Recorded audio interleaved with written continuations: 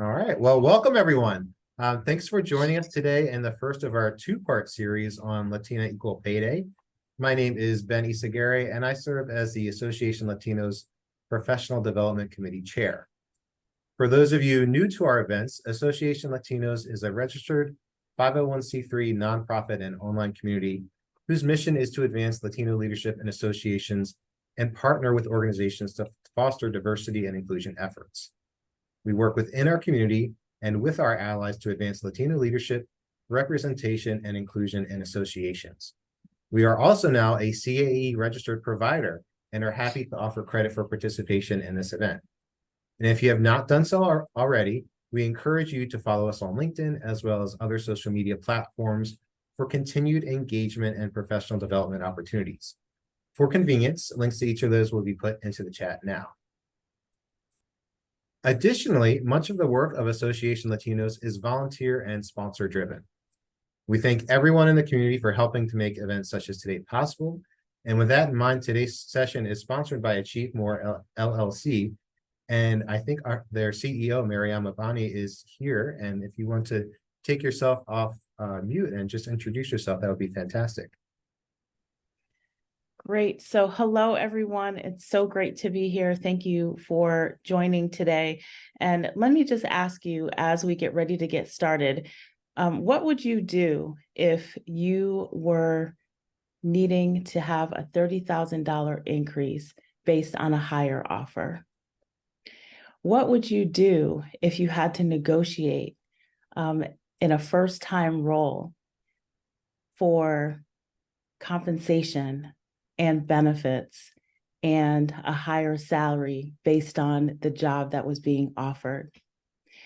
So those are some of the experiences that I've had. Those are some of the experiences that family members and colleagues before me have had. And that's one of the reasons why we thought it was so important to be here today. So as we have this open and honest and transparent discussion, Achieve More LLC, we focus in on training, consulting, as well as coaching. And we are certainly here to be an allyship for all of our Latina sisters on Latina Equal Pay Day. And so with that, it's really important as we continue to have these discussions that you feel empowered and that you have the courage to step up, the courage to believe, and the courage to ask for what you're worth. And so with that, I am grateful to Association Latinos, super grateful to Eloisa and Rafael for being here with us today. And again, thankful that you took your time to come out today as well. Make sure you text some colleagues, have them get in the room. Thank you. Well, thank you again. We're very, very grateful to have you as a sponsor. And for our audience's convenience, a link to your site will also be added to the chat now. And we're also lucky to have two distinguished speakers with us here today. Speaking first will be Rafael Rivera, Chief Executive Officer at the Professionals and Human Resources Association. Rafael has over 20 years of experience in the nonprofit space and is currently responsible for the strategic operation, management, administration, and success of HIRA, as well as the annual California HR Conference. He's also an ASAE Delft Scholar alumni. Our second speaker, Eloisa Otoro, is also a Delft alumni, and she has over 30 years of experience working for and with national and global professional associations and nonprofit organizations. She is currently the principal consultant of Mind Redesign Consulting, a business that she founded over 25 years ago to provide board governance, transition management, and organizational development services. She is also the fund advisor for the Nonprofit Management Fund, which provides capacity building and technical assistant grants to nonprofits in Wisconsin. So thank you both again for joining us today. Before we get into your insights, we're going to set the stage a little bit. So we are here today, obviously, because it is Latina Equal Pay Day. And to kind of get a sense as to the statistics behind that and the reason why we picked October 5th, we want to look at the stats that I have on the screen. These are just a selection. There are many more subgroups and different women of different backgrounds that all have pay disparities compared to white non-Hispanic men. And so when we look at this from at a high level, when we're thinking about what a white non-Hispanic male made in 2022, it takes this long for each of these subgroups to reach that same level of pay. So for all women, it's March 14th, 2.5 months into the year, 77 cents on the dollar that it takes to get to the same pay parity.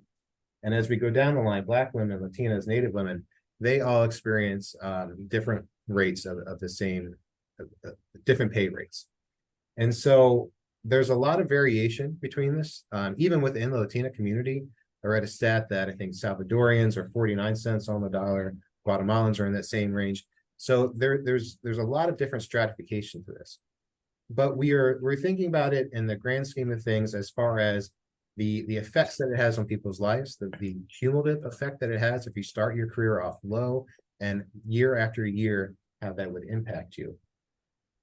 For Latinas, this is a bit of a busy slide. This is from Hispanic Star, but it has a lot of great information on there about some of that background and about some of the cumulative effect. And I'll call your attention to this part in the middle here. Over $1 million over the course of a lifetime could be lost because of this pay gap. And so there's a big need here for us to address it at the leadership level, at the individual level, to see what we can do to get this to where it needs to be. And as I mentioned, it might start off, I'll call your attention to this part right here. It might start off relatively small, that gap, and it might not seem like it's that large of a difference. But over the course of somebody's career, that does again snowball, and it has a huge effect on lifetime earnings. And so, with that said, we're going to kind of go into our questions here today and think about, from a structural standpoint and kind of a higher level standpoint today, how we can start to think about this and how we can start to address it. So today's session is a little bit at the higher level. The second session that we'll be having on the 10th gets more into some of the strategy and some of the ways that you can start to negotiate your pay, but we'll also touch on that today too. So just wanted to set the scene there for everybody. So again, I'm going to go into the questions now, and Raphael, we're going to start with you. As I just shared on that slide, for women of all different subgroups, there is this pay disparity, right? It's not equal for anyone. Can you say from kind of the macro level, from the high level, what structural inequalities have contributed to this pay gap? Yeah, thanks, Ben. Glad to be here. And I am going to share my LinkedIn on the chat so that if there are any questions that aren't asked today by the audience, we can address those after the event. So I encourage you to communicate with me, and I'll be sure to follow up. I also want to start off by saying I'm not an attorney. I do recommend that you consult an attorney who specializes in employment law, because I will cover some things that are broad federal and state laws and regulations. So the challenges that we can address for Latina or overall gender pay equity, some stem from discrimination, gender, racial, and ethnic discrimination.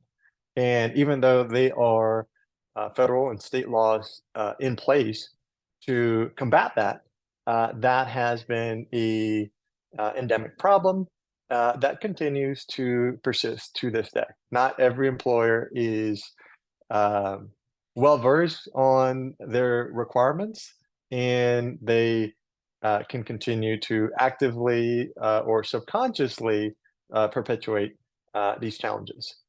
Historically, other things that have prevented women from having equal pay or achieving that gender pay equity are challenges that may be specific to women.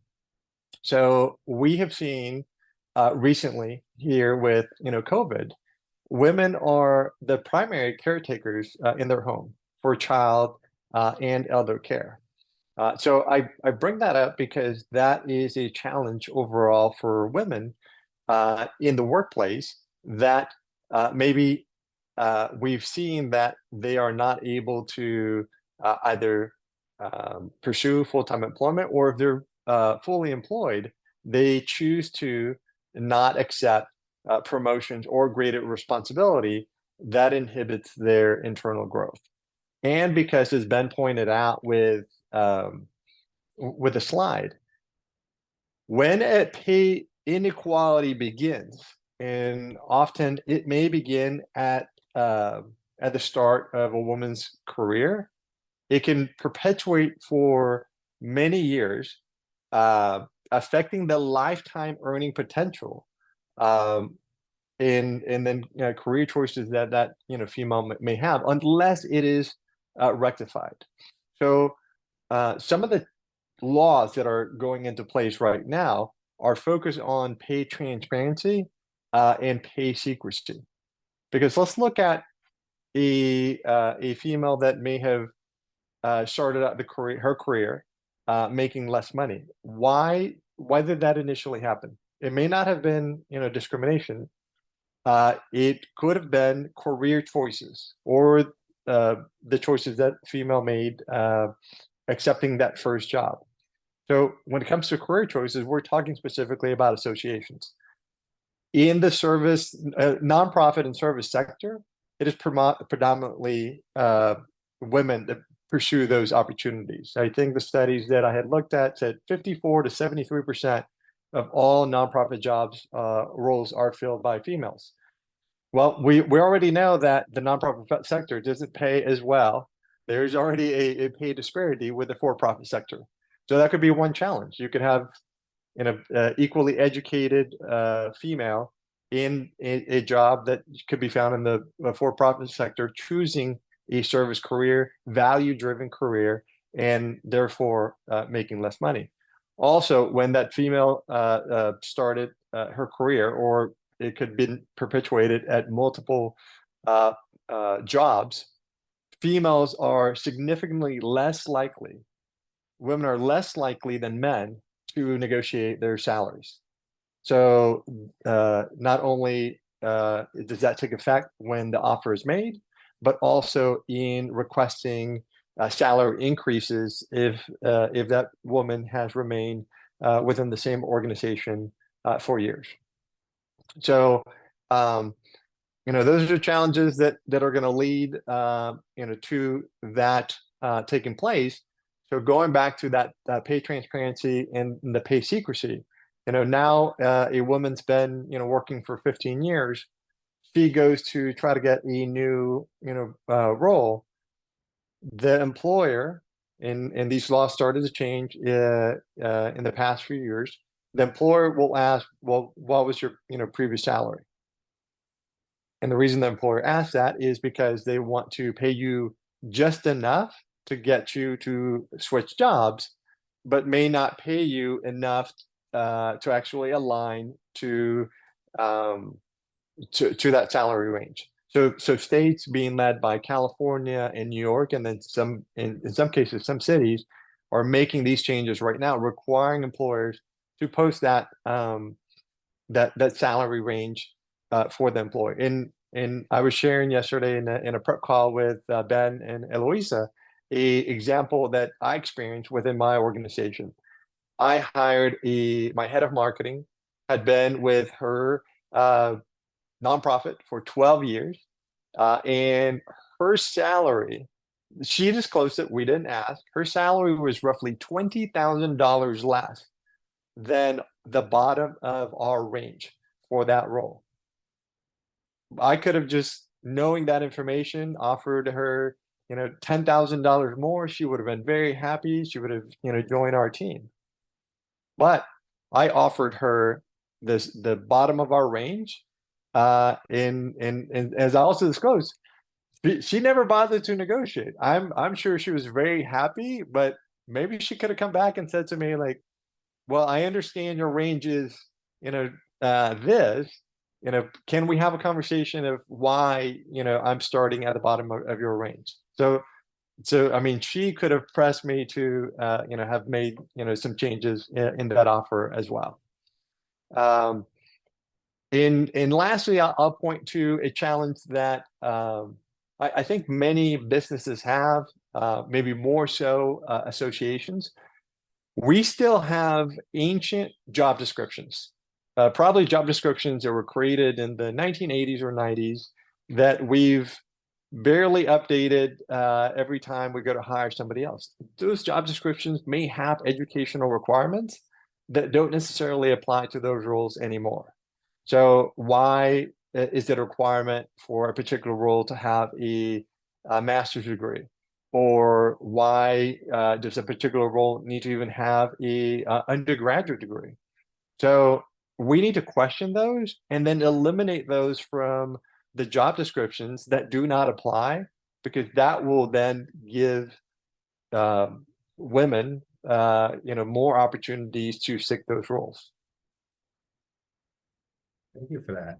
Very interesting and very informative. So when we're thinking about this through the lens of Latinas in particular, are there additional inequalities or considerations that have contributed to the pay gap from your perspective?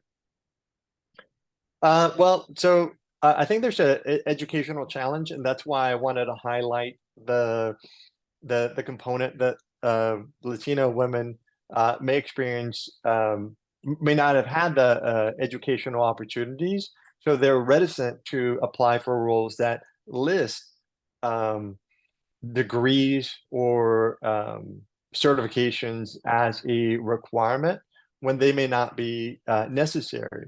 And for employers to be progressive enough to give those women the opportunity to seek that education, if indeed it is a requirement for the role within the organization through tuition reimbursement or supporting a certification. In our case, a CA. And do you know of any what the progress is for this? So certainly I gave the stats of today and where we stand, but has the needle moved that much recently? I dare say that it really hasn't moved that much.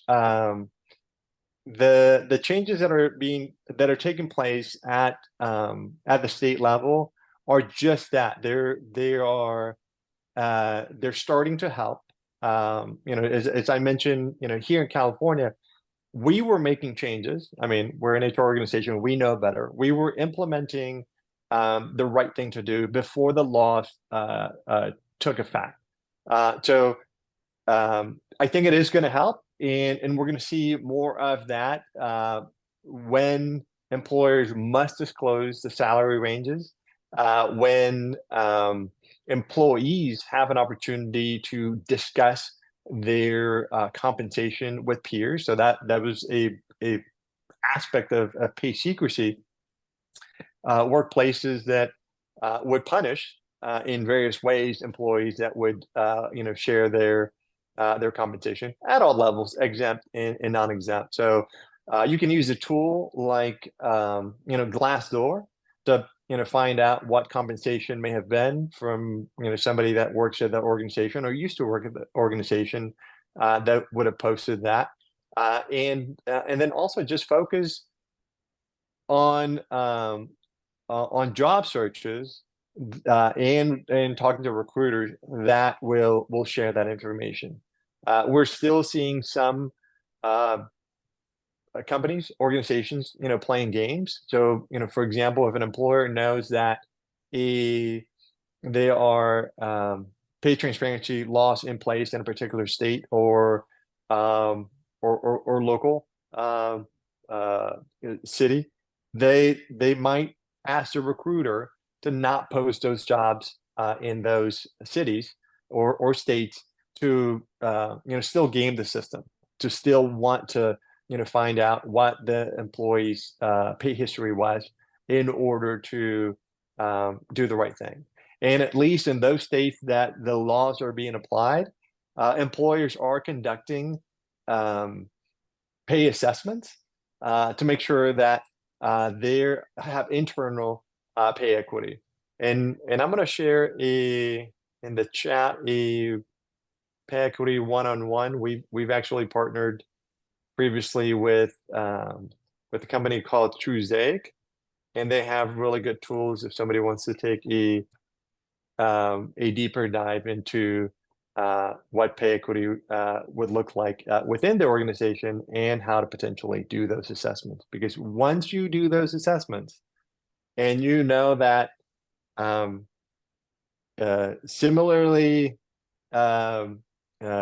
skilled male and female have that pay inequality, then it is a responsibility of the CEO, of the executive, to do something about it. It's like, all right, like how did this come about? And then like, what are we going to do? And I think the biggest challenge for all employers is when they're looking at that information, especially very large organizations, and they see that a significant percentage of their employees are not paid accordingly, then their big concern is like, well, we can't afford this. We can't afford to bring everyone to pay equity. And the pushback is you can't afford not to, because you're going to lose clients, you're going to lose customers, maybe in the association space, you're going to lose members that may see that you are not doing the right thing. And conversely, when employees do realize that you're not paying them accordingly, then you're going to lose employees. And I believe the association space right now is also hurting from filling all of vacancies. So we usually struggle with getting fully employed or fully staffed teams. And so let's take a little bit of a deeper diver into the specifics of this. So certainly it's called Latina Equal Pay Day, right? We're focused on that dollar number that everybody gets as their salary. But there's, as we all know, a bigger benefits package. So when you're thinking about this from an association point of view, you as a leader of an association, what can you do to make that entire package more equitable to your employees? Well, when it comes to total rewards, the executive team needs to look at what are everyone's needs, because that really seems to be the trend. When everyone gets the same benefit, some people benefit and some people do not. As I talked about some of the challenges that can affect Latina women right now. Women overall, but Latina women, and we're talking about the child care and elder care. That continues to be a big problem post-COVID. That is keeping women currently out of the workforce, or reduces their capacity to be in the workforce. So the employer needs to provide flexibility. That flexibility needs to be around the schedule flexibility and the flexibility of potentially working from home or that hybrid schedule. Employers are trying to figure out right now what makes sense for them. And one of the conversations that I typically have with CEOs is, I want everyone to be back in the office. Does everyone need to be back in the office? What is the true business purpose of that demand? Other than if you see someone, then maybe you feel better that they're actually working. And a lot of employees have proven that they could work remotely and still conduct their job. I talked about the education aspect. Progressive employers provide compensation or reimbursement for professional development, continuing education. You need to build your teams. You need to build them for the role that they have right now and for the role that they're able to assume in the future if you have a proper succession plan. So how can you get that individual to the next level? Now, we all know that in our teams, you have the A, the B, and the C types. The A's are always gonna want to do like as much as possible. The B's are consistent. Maybe they can go up and take a additional role. And the C are just proficient in what they do, and they do not ever want to take on like any greater responsibility. So we need to treat everyone with that emphasis. But with that benefits package is creating that flexibility that works for different team members. And yes, there's a cost to it. but there's also a cost for, not doing things. And I know that we're, as an association, an anomaly, because everything that you can potentially think that we can offer employees, we offer to them. It's a good advertisement for your association. Thank you. So we're going to switch to speakers now, to Eloisa, and I want to preface this by saying, Raphael gave the association leader point of view right now, but certainly this pay gap is wide enough that it's not going to be solved on just one end, and it's not going to be solved quickly. So we as individual employees also need to advocate for ourselves, and Eloisa is going to go into that a little more. And I guess my first question to you is, can you tell us about your experience beginning to advocate for yourself? Hi, thank you so much, Rafael and Ben. So as mentioned before, I'm currently doing consulting work, and I've been doing that for about 25 years. But at the beginning of my career as an association executive, I ran several statewide and national and international associations. My first experience with self-advocacy and really having the mentor to help me to realize that I had the ability to self-advocate was when I was 29 years old. The first association that I ran was the Wisconsin Certification Board, and it was actually connected to an international credentialing body. I was on the board of directors, and at 29, majority of the people on that board at the time they probably had children my age, and so I was very intimidated, very young. I'd say of the whole board, it was like a 35-member board, which is ridiculous at this point, but it was 35 members at the time, mainly representatives. And of that, there was probably maybe 3 to 4 people of color on that board and 2 women. And so by default, because they wanted to diversify the executive committee, they put me on because I was the only other woman. So I got circulated into that. And then eventually the executive director, who was currently there during my tenure, had said that he decided that he was going to move on. He had been at the organization for 15 years. And he was in his early 60s. So he was probably toward the pivotal point of his career, ready to retire and just kind of working his way into his final job where he can make really, really good money. He had a lot of respect and he did great things and the organization was doing well. So I just really, looked up to him. And so he was a white man in his mid 60s. And he said to me, at this time I was going to school for organizational leadership and management, was my master's degree. And I knew that I wanted to run a nonprofit. And he said to me, I want you to succeed me. And I laughed at him. I was like, you're crazy. What are you talking about? And he goes, no, seriously, I know you can do this. And I really want you to succeed me in this job. And I said, okay, let me think about this, because this is a lot. And I'm just, literally starting my graduate school program right now. But then he said, don't worry, I'll set everything up for you. I'll help you out, work it through. But one of the biggest things that he did for me was help me to negotiate my first contract. And first of all, I was like, wait, we can actually have a contract. And on top of that, it's negotiable. And I was like, no, this is all just too much, right? But he was like, okay, this is what you do, Eloisa. This is what you put in there. This is how much you ask for. This is how you set it up.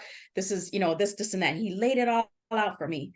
And then on top of that, he said to me, finish up your master's degree, go become a member of the American Society of Association Executives, get your CAE. And he gave me a list of 5 or 6 things. And I was like, you know what?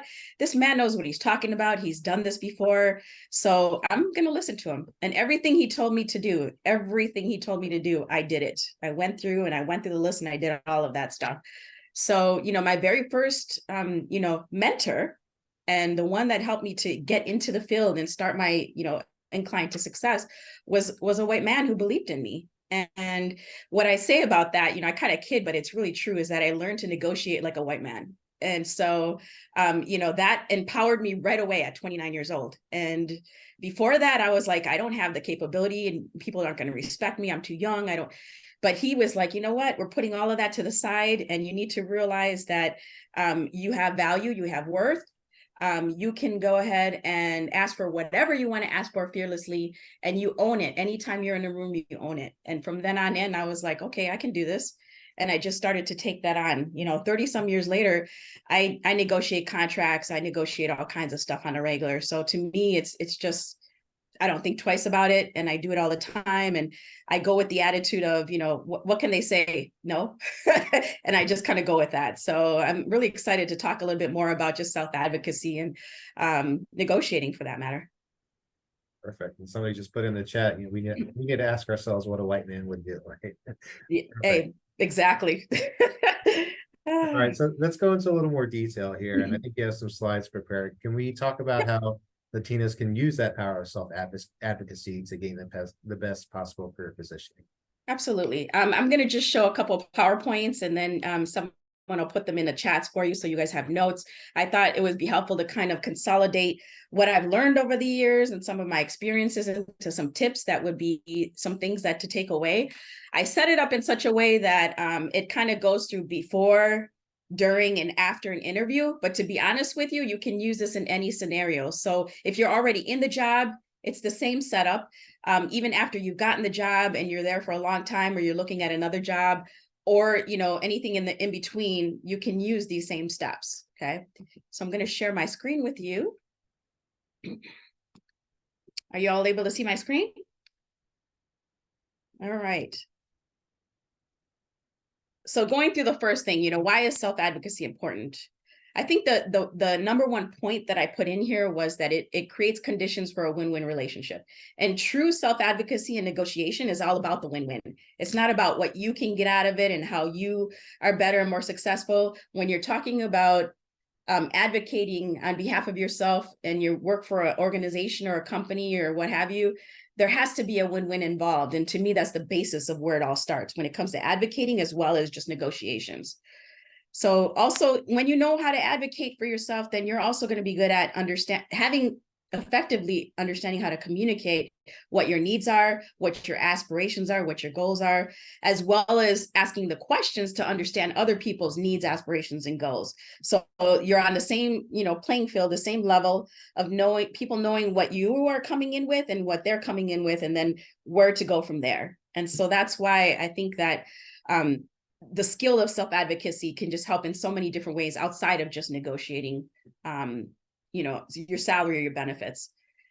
When you can self-advocate, it usually creates a level of confidence, or a perception, but also internally of self-confidence, but also that you just are very clear about your boundaries, what you want, what you don't want, and how to effectively communicate and understand and relate to those people around you. So there's something to be said just about those skills and the way people then begin to perceive you after that.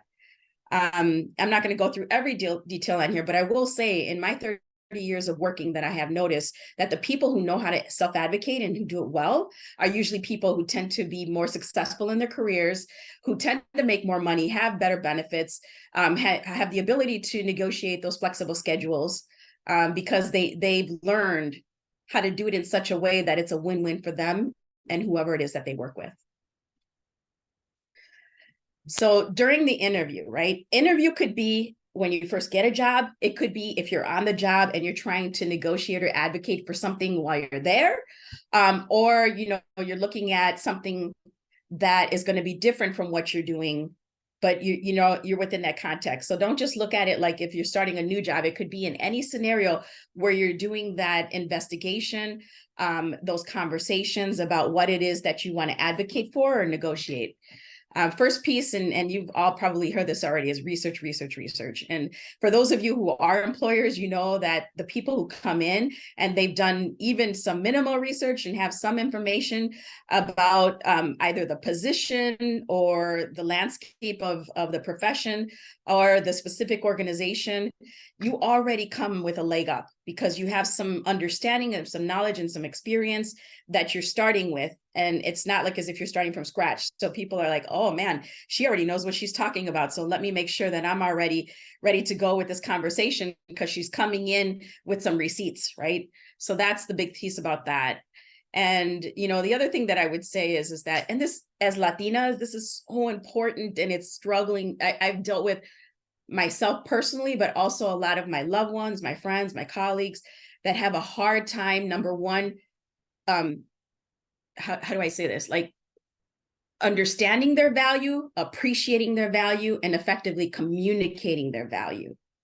And it's not just like, as women, we know we are valuable and we're worth it, but sometimes we doubt ourselves, we second guess ourselves. And when it comes to self-advocacy, you cannot do that. You have to know what your value and your worth is. You have to come in that door with that winning mindset to say, you know what, I can own this job. I can own this, and I can do this with my eyes closed. And in order to do that for you all, this is what you get out of it, but this is what I need out of it as well, right? So I believe wholeheartedly that the best jobs that I've had in my career, including as a consultant and landing big contracts, is because I walk in the door owning that position or owning that contract and saying, I can do this for you all. That's not a problem for me. I have the skills, I have the education, I have the experience. I can do this. So what is it going to take for us to have a relationship and make this work? And it's rare that you see that happen in interviews, but that confident, it's not being overly confident because you know your value and your worth, you're going off of that. You're not just inflating, right? You're going off of what your value and your worth is. But starting from there on in and just working your way up, it makes a big difference walking in the door, already owning it in your mind, in your soul, in your being. And those have been the most successful experiences that I've had in my life consistently. The other thing that I would say is that it really makes a big difference on who you know. I know some people say, it's not always about who you know, but you know what? It is. Like, I've literally gotten contracts because, colleagues even through DUP will say, hey, I know Eloisa and she does this and, she can come in and do a great job. Or I've literally looked at positions where I've said, who knows somebody in there that I can talk to that might be able to go and have a conversation. Or let's just say that I wanted to bring something creative and unique to the organization that doesn't exist, but there's a model out there. Having access to people who can show how they've done it in other places and bring it in and say, look, this is a reality. Look, I have somebody concretely who can talk to that, who knows about that. But really getting to know and building those relationships and networking is key to a lot of self-advocacy in many situations, because it's the building up the champions. It's all those cheerleaders around you who are going to be the ones that will cheer for you, champion you, and advocate for you when you're not in the room.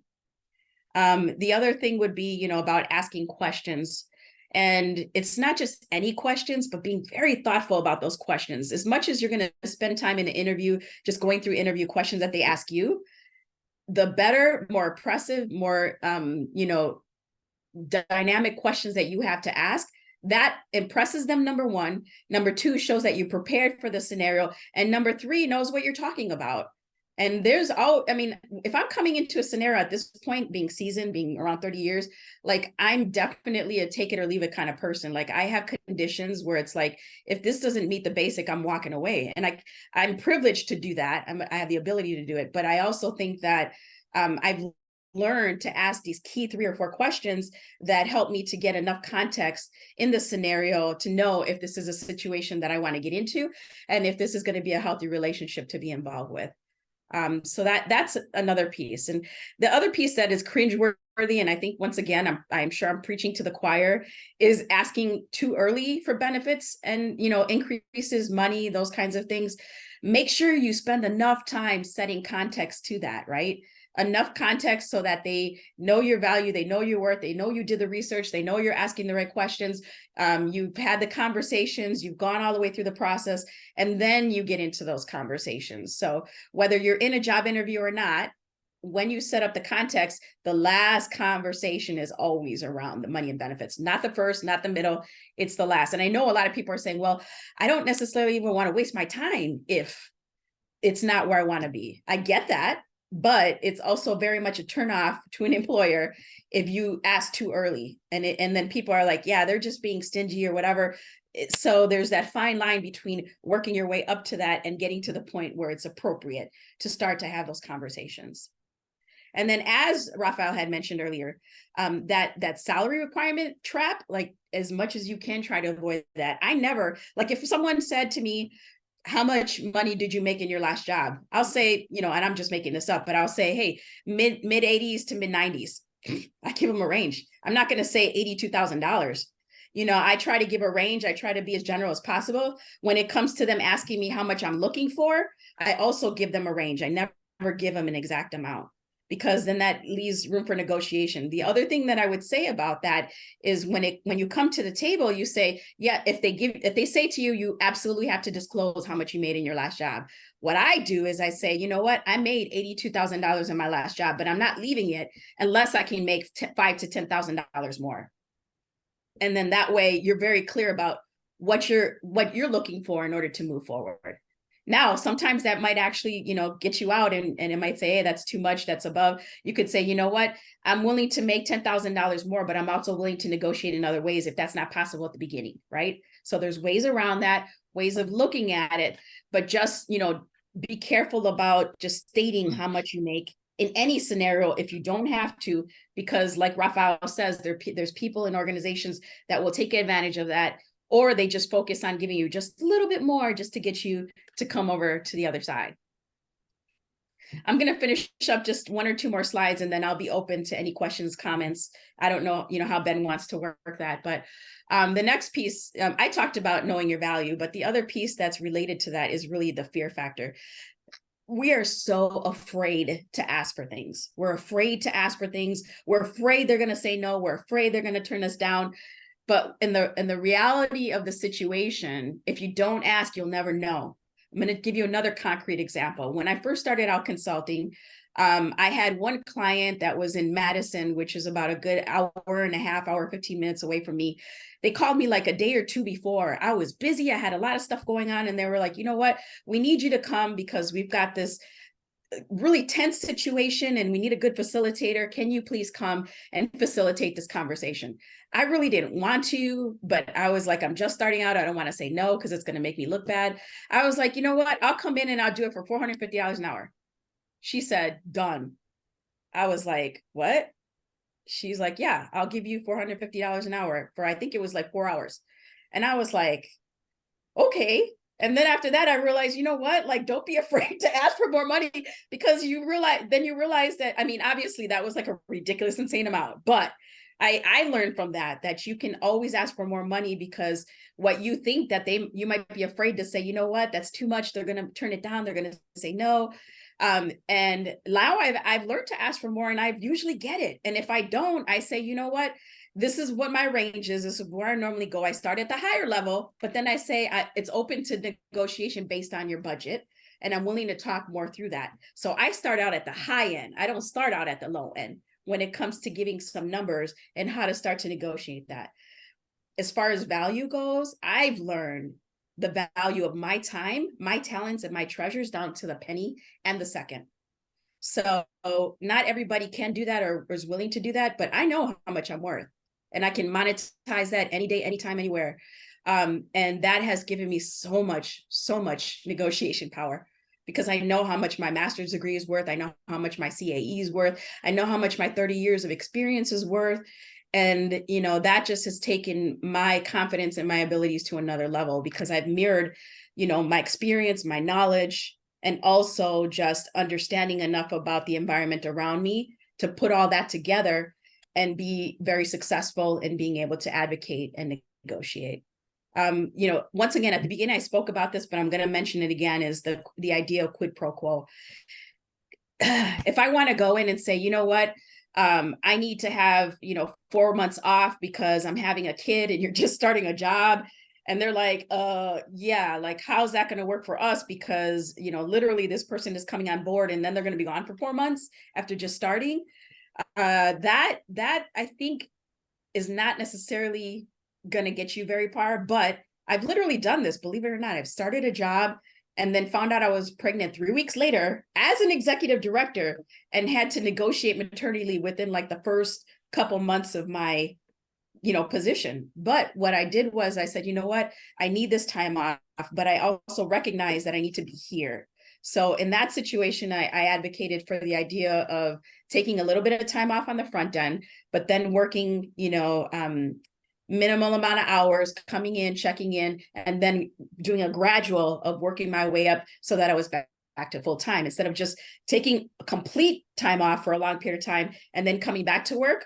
I did a gradual incline, and that worked out best for my family, for me, for my child. But it showed them that I wasn't all about just like taking advantage of them, and I respected and understood that I needed to be there and I needed to work, but I just needed to do it in such a way that I had the flexibility of having a child and then getting back into the workforce. So I'm always thinking when I'm negotiating, like, what is it that is going to be attractive to them? What did they get out of it? And how is it going to benefit both of us in this scenario? That's the way that I always am thinking about advocacy and negotiation. It's not always just what Eloisa wants, what she needs, what she's going to get out of it. Because that's when, you kind of turn off the employers, and then they think, you know what, they're just out for themselves. They're being selfish. That's just ridiculous. It's not realistic. It's not going to work for us. So that, to me, makes a big difference in that perspective. Rafael talked about the salary research. Sometimes you might have to pay for those. But if you're in the process of negotiating and they're not understanding why you are like way below everyone else in the industry, sometimes having those numbers and making a little bit of investment is worth it, or just having some kind of data or evidence that you can bring to the table to show, what the baseline is and how off things are from that. The other piece that I would say at the very end of this is, mentorship, right? I had an amazing mentor who believed in me, who took me under his wing. But I have found that the kitchen cabinet works very well. There's people who are here today who are some of my mentors, and a lot of colleagues that I have that are used as mentors. But I always know that here's my 10, 15 top list. And I go to Mariama for this. I go to so-and-so for this. I go to so-and-so for that. And I go to people and I tap into them for their geniusness, their high level skills and abilities, and then also what I can do in return for them. And that has helped me so much over the years, because as much as I know, there's a lot that I don't know. And I still respect that and understand that today. And I still focus today on supporting other women, and also taking advantage of other women supporting me, and finding out how we can mentor each other. And that is such a big piece of all the love that I have for all of my Latina colleagues out there, and just supporting each other, uplifting, not bringing down, but uplifting each other, and, mentoring each other. That's my give back, but it's also my take as well. The last piece is, like, after the offer, this could be any time. Like, this could be where you currently are, where you're not looking for a job, you're not interviewing, but like, advocacy after the offer is always being grateful. So when you're given something, even if it's just a little wiggle room, that gratitude goes a long way, makes a big difference. Being able to say, I really appreciate you for being flexible with me, for understanding what I'm going through, for, taking the time to listen to me, for all of those kinds of things. It's just good karma in general, but it's also just shows the employer how much you are appreciative of, whatever flexibility, incentive, bonus is offered out there. Being realistic, we talked about that. What I would say to being patient is, you might come on the job and Rafael might say, you know what, I know you started out and you're coming in like at 110, but I can only offer you like 100 at this point, with the idea, the promise that someday in the near future, I can get you to 110, but we got some things we got to do in between there. So I've literally done this and said, you know what, I know you can't afford me on the front end, but I'm really eager for this job because I see how it's going to take me to the next level professionally. So I'm willing to come on board, and I want to have a review in 3 months, 6 months, see where we are. We're at that point financially, and then have another discussion about my salary. And that's one piece that I don't think people take advantage of, is that you don't always have to be stuck on day one with that salary if it's not where you want it to be, but make that part of your employment agreement, that there's going to be at least a review and consideration at a specific point in time to talk again about either benefits or your salary. And, along with that is like, never threaten, because that's never going to get you anywhere. You could say, you know what, if you don't give me this, I'm going to leave. Bye. Because what kind of attitude is that? Like, I don't want to work with people who are threatening me. I don't think any of us do.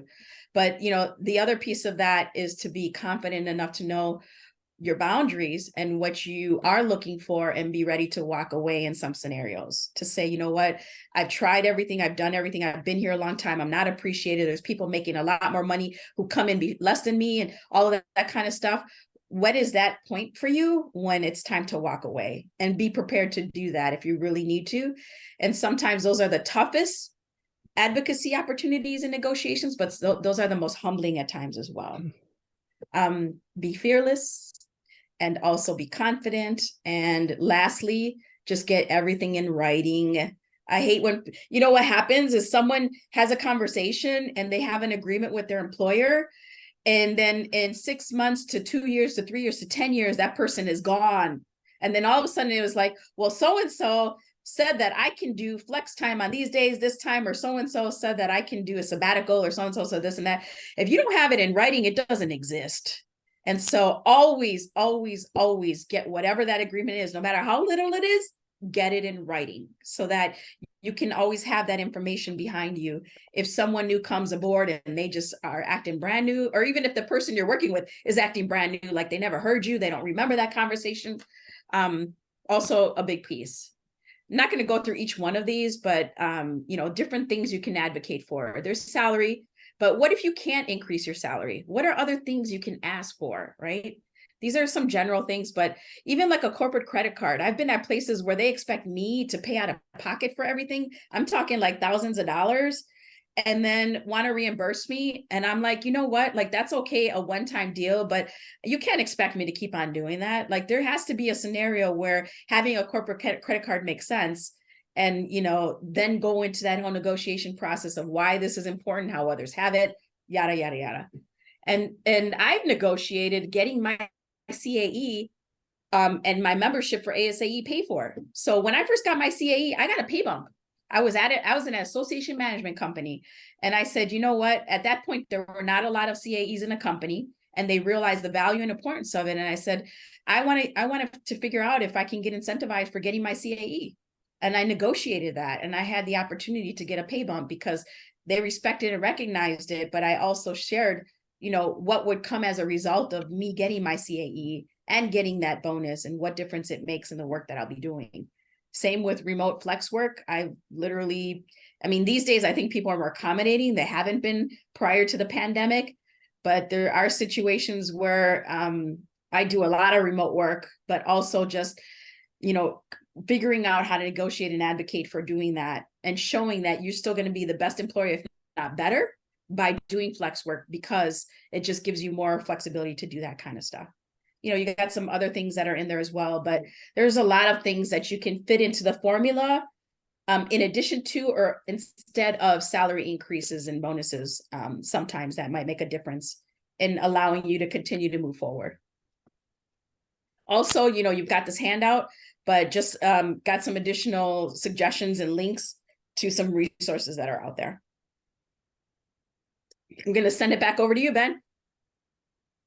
Wow, that was wonderful. Thank you so much for all that. So many great tips of do your research, network, be confident, all these different things that really take practice sometimes, especially if you're not used to doing that.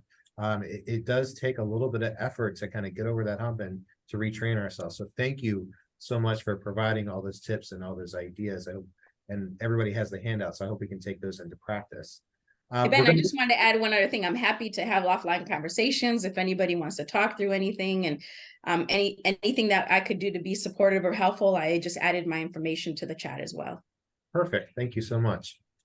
And so we've got 5 minutes or so for Q&A right now. So we're going to open it up.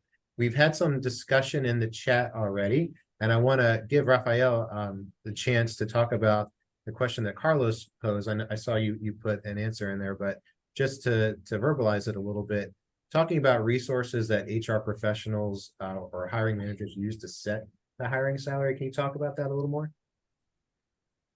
Yeah, in the association space, these are two very common tools that are used by associations to figure out what the salary may be. But what I found is that at times, the data may lag by 2 years. And let's say if it's a smaller HR, a smaller association without an HR person, the executive director may not know how to age the data to current market. So they may go out and like I can't figure out why I can't hire someone, and it's like, well, you're using data that's 2 years old because the survey ASA collects the survey, I think it's like every 2 years, And CEO Update, the creator of the other survey, they actually use tax filings to get most of their data. So that data may be 2 or 3 years old, depending on when they scraped that public data. So, also if you are an executive director, the recruiter may be looking at your salary because that's public information.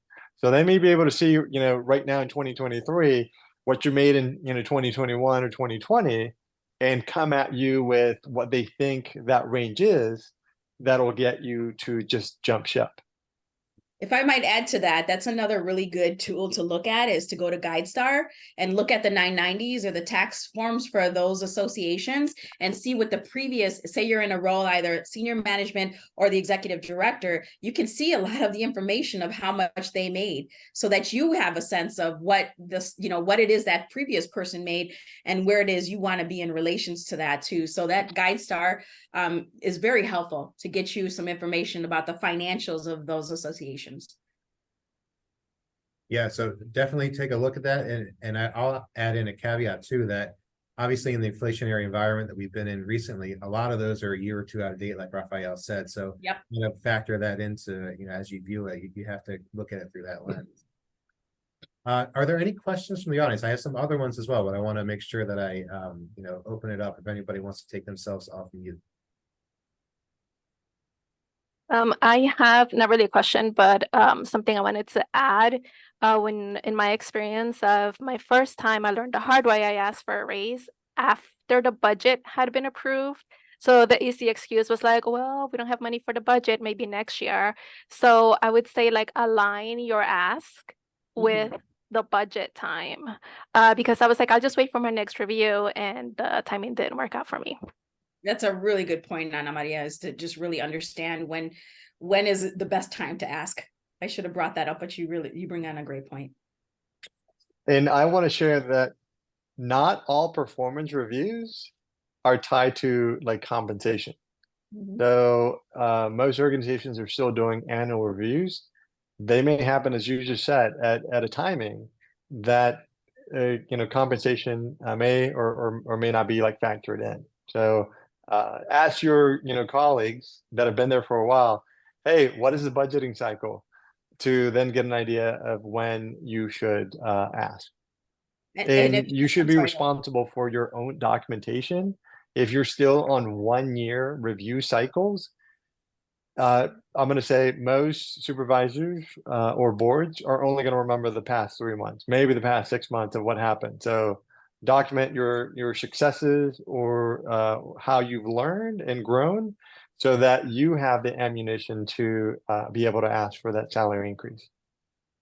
Just to piggyback off what Rafael said, the other piece that I would say is that if you have a professional development plan that's connected to your annual review, that's a good time to bring up, hey, can you pay for my membership? And this is how it will support, the work that I'm doing, whether it's ASAE or some other kind of membership, or there's this training certification program. Whatever it is, utilize your professional development plan to try to get them to pay for some more of that stuff. It will help to support you. Well, thank you both again. We're coming up on the top of the hour now, so I want to be respectful of everybody's calendars and their next meeting that they likely have. But Raphael, Eloisa, thank you so much for sharing your time, for sharing your expertise. We really appreciate all the tips and the insights that you provided today. And for our audience, thank you all for joining us again. As a reminder, this is a 2-part event. So we're going to have another event on Tuesday, the 10th at 1 p.m. Eastern, and it's going to go more into some of those practical tips of how to go through the negotiation process. So continuing that conversation. Again, this is a CAE eligible event, so document it and whatever you're using to track your CAE hours. And just thank you all again so much for joining. We really appreciate it, and we hope to see you next time. Thank you, everybody. Thank you. Bye-bye.